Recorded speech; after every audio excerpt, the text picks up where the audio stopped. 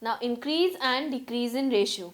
The first question is we have to increase the number 150 in the ratio 3:5 and decrease the number 250 in the ratio 5:2. So let us start writing the data that is given first.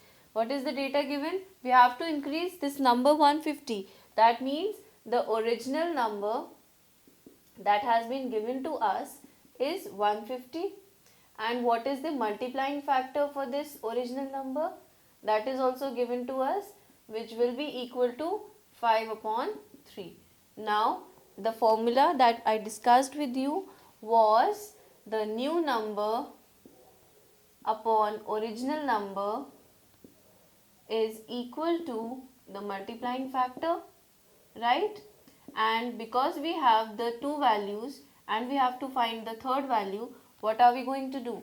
We will write the new number as it is because this is what we have to find, and the multiplying factor is 5/3 multiplied with the original number, which is 150. So on solving this, you would get 5/3 and numerator gets multiplied. Here you can cut these directly. You would get 50 and this becomes 250. So 250 is the new number to be found. Now second question is you have to decrease the number 250 in the ratio 5:2. So you will write the original number first. The original number given to us in the question is 250, and what is the multiplying factor? The multiplying factor given to us in the question is equal to 2/5. Now finding the new number.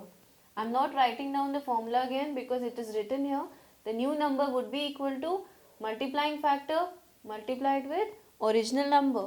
So we have 2/5 multiplied with 250. What do we get? This gets cancelled. We get 100.